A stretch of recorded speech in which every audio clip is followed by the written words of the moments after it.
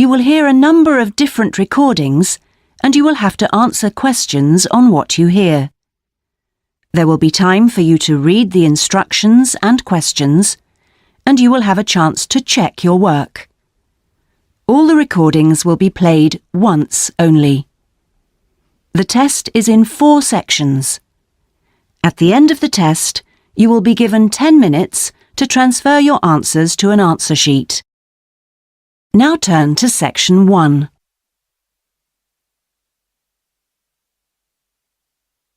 Section 1. You will hear a student talking to a housing officer about living with a homestay family. First, you have some time to look at questions 1 to 6.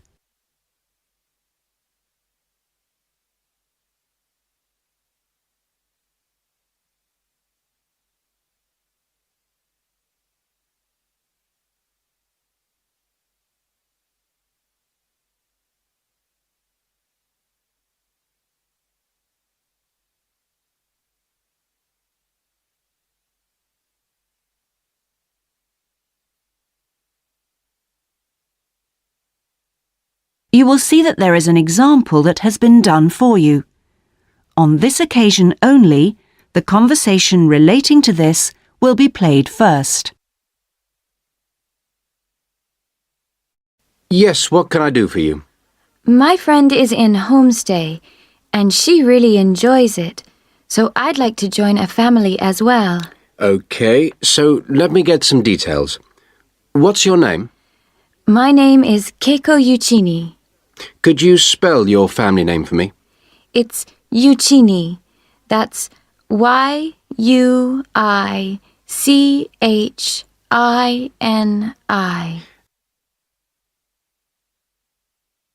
The student's surname is Uichini, so Uichini has been written on the form. Now we shall begin. You should answer the questions as you listen, because you will not hear the recording a second time. Listen carefully and answer questions 1 to 6. Yes, what can I do for you? My friend is in homestay, and she really enjoys it, so I'd like to join a family as well. Okay, so let me get some details. What's your name? My name is Keiko Yuchini. Could you spell your family name for me? It's Yuchini. That's Y-U-I-C-H-I-N-I. And your first name? It's Keiko. K-E-I-K-O. That's Keiko Yuchini. Okay, and you're female. And your nationality? I'm Japanese. Right. And could I see your passport, please? Here it is. Okay, your passport number is JO6337. And you're how old? I'm 28 years old. Now, you live at one of the colleges. Which one? Willow College, room 21C. Right, 21C Willow College. And how long are you planning on staying with Homestay? About 4 months. Longer if I like it. And what course are you enrolled in? Well, I've enrolled for 20 weeks in the Advanced English Studies because I need help with my writing. And I'm nearly at the end of my first 5-week course. Okay, do you have any preference for a family with children or without children? I like young children, but I'd like to be with older people. You know, adults, someone around my age. Okay. And what about pets? I am a veterinarian, so that's fine. The more the better. Before you hear the rest of the conversation, you have some time to look at questions 7 to 10.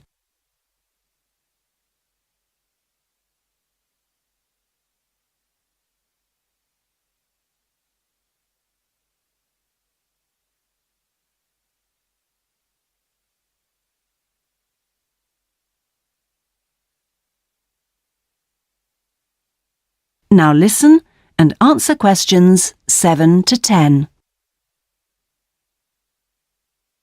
All right. Now, what about you? Are you a vegetarian or do you have any special food requirements? No, I am not a vegetarian, but I don't eat a lot of meat. I really like seafood. And what are your hobbies? I like reading and going to the movies. Do you play any sports? Yes, I joined the handball team, but I didn't like that, so I stopped playing. Now I play tennis on the weekend with my friends. All right. Let's see. Name, age, now the location. Are you familiar with the public transport system? No, I'm not really because I have been living on campus. I've been to the city a few times on the bus, but they are always late. What about the trains? I like catching the train. They are much faster. Now, let me go check on the computer and see who I've got. Listen, leave it with me. I'll check my records and I'll give you details this afternoon. Thank you for helping me. It's a pleasure. Bye. Bye. That is the end of section 1. You now have half a minute to check your answers.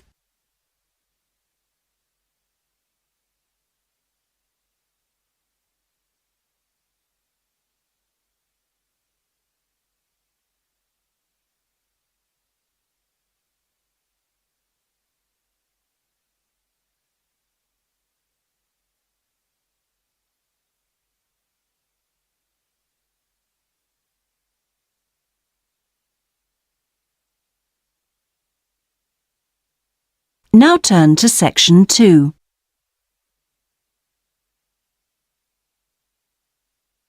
Section 2. You will hear a guide giving a tour of a park. First, you have some time to look at questions 11 to 14.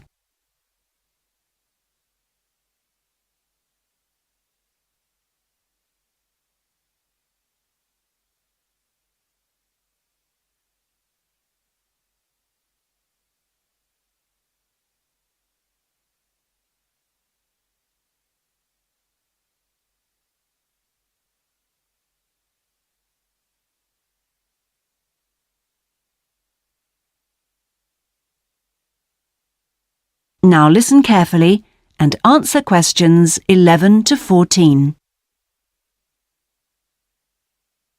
Welcome to all of you. Can everybody see and hear me? Good. I'm Sally, your guide for this tour of the Bicentennial Park. I hope that you're all wearing your most comfortable shoes and that you can keep up the pace. So, let's get underway on our tour around this wonderful park. I'll start today with some general background information. There used to be a lot of factories in this area until the 1960s. Creating the park required the demolition of lots of derelict buildings on the site, so most of the exciting park space all around you was originally warehouses and storehouses. The idea of building a public park here was first discussed when a property developer proposed a high-rise housing development, but the local community wasn't happy. If the land was to be cleaned up, they wanted to use the site for recreation. Residents wanted open space for outdoor activities rather than housing or even an indoor sports complex. Now, to the Bicentennial Park itself. It has two areas, a nature reserve and a formal park with man-made features and gardens. The tall blue and white building in front of us is called the Tower and is the centre point for the formal gardens. It stands 12 metres high, so follow me up the stairs to where we can take advantage of the fantastic views. Before you hear the rest of the tour, you have some time to look at questions 15 to 20.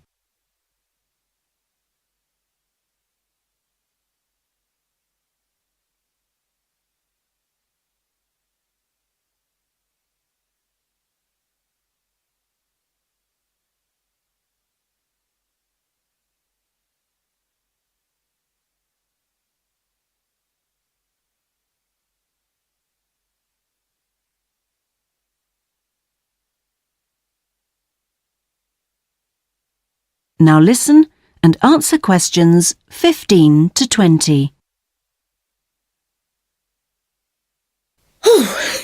Well, here we are at the top of the tower, and we're going to look at the view from each direction. Out to the east, the large buildings about 1 kilometre away are on the Olympic site.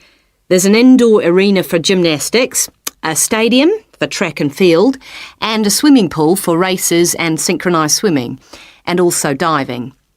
If you look carefully down there, you can see the train lines. The Olympic site has its own station to encourage the use of public transport. There is also a car park, but it only holds a limited number of cars. The formal park has some specially created water features. If you look out here to the south, you can see a circular ornamental pond. And around to the west, you can relax and sit on a bench to smell the flowers in the rose garden. And finally, up to the north, if you look in front of you now, there's a lake with a small island in the centre. You can hire rowing boats at the boat shed, which you can't see from here. But if you look through the trees, you can see the cafe, which has lovely views across the water.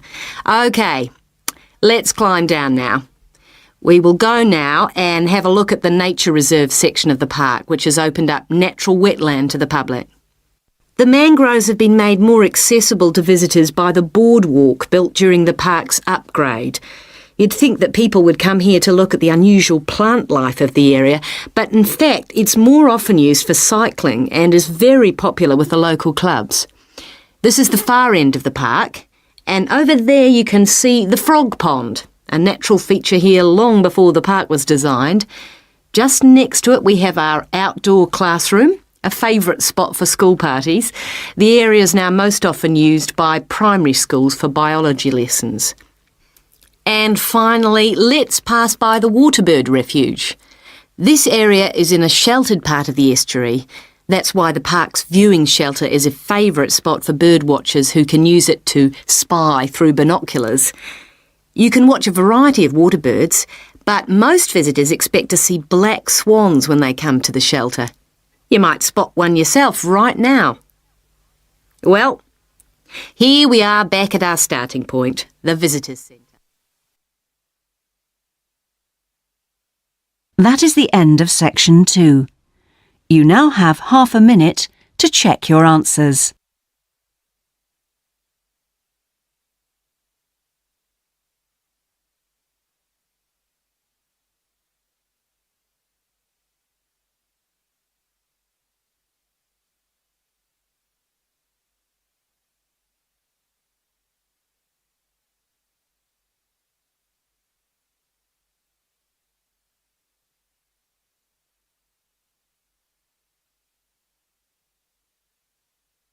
Now turn to section 3.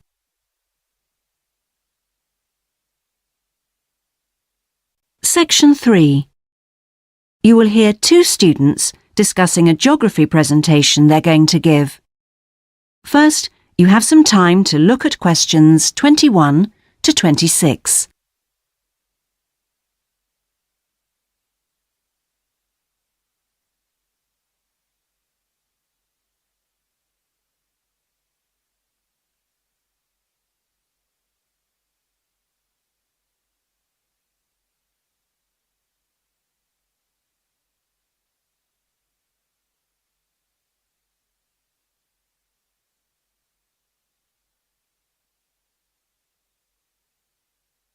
Now listen carefully and answer questions 21 to 26. Remind me, Trevor, how long is the presentation?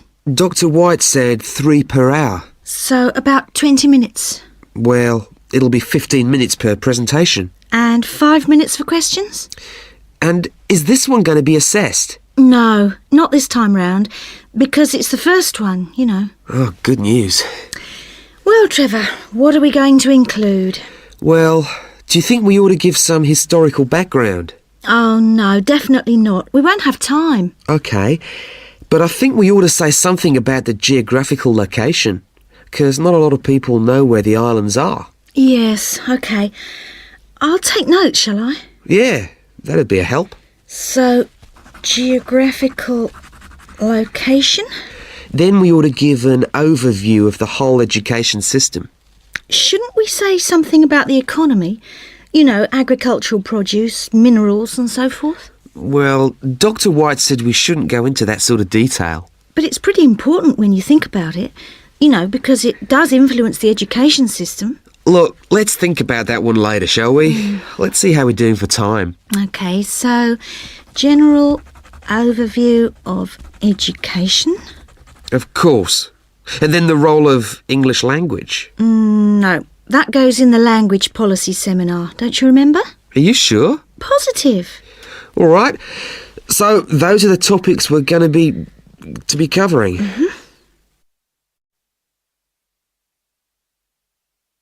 Before you hear the rest of the discussion, you have some time to look at questions 27 to 30.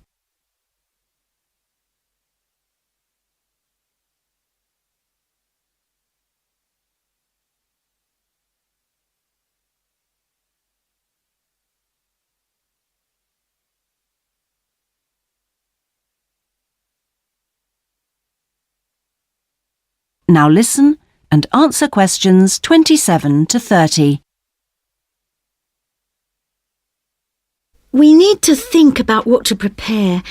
Dr. White said he wanted us to use plenty of visuals and things, and we might as well try them out when we're not being assessed. Well, the most important thing is the overhead projector. No problem. We'll get that from the media room.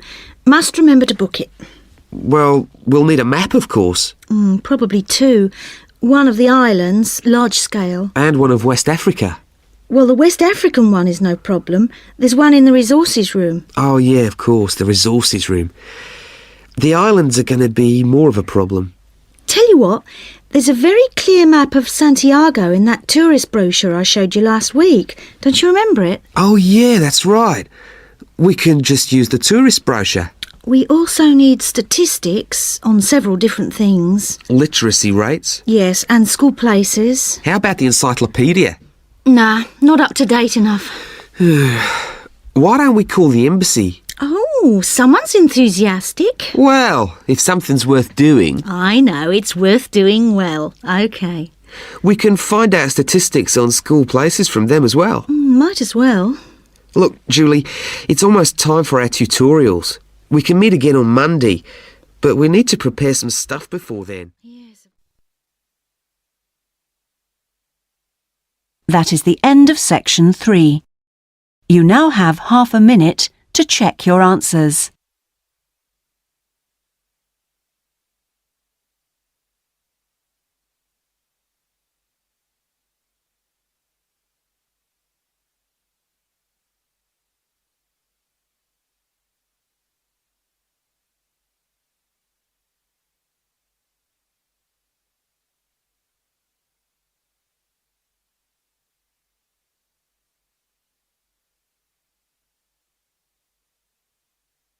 Now turn to section 4.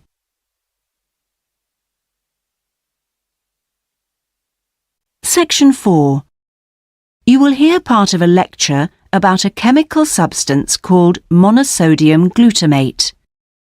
First, you have some time to look at questions 31 to 40.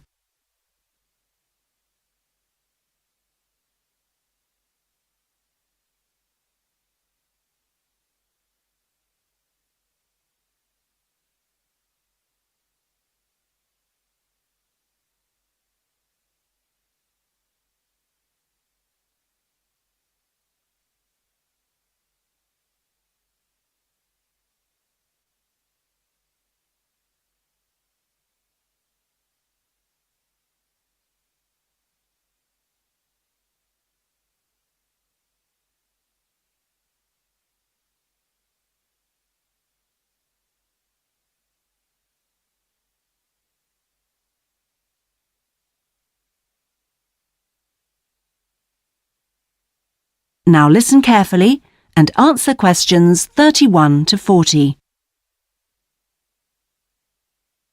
In today's lecture, I'm going to talk about monosodium glutamate, or MSG as it's more commonly known.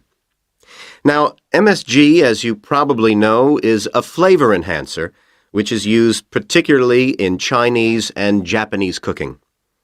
Today, I am going to explore why it is so popular in these cuisines, and more importantly, how does it enhance the flavor of food?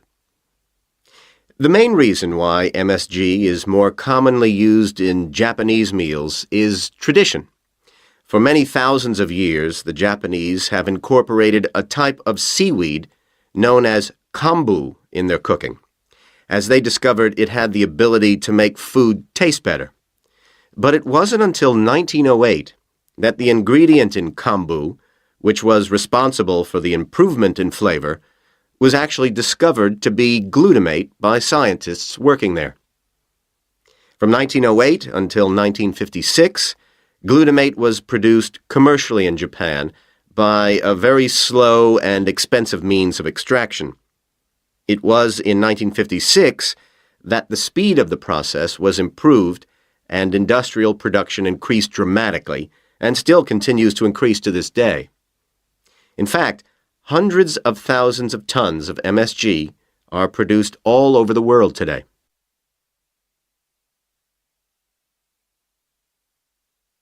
So what exactly is MSG? Well, monosodium glutamate contains 78.2% glutamate, 12.2% sodium, and 9.6% water.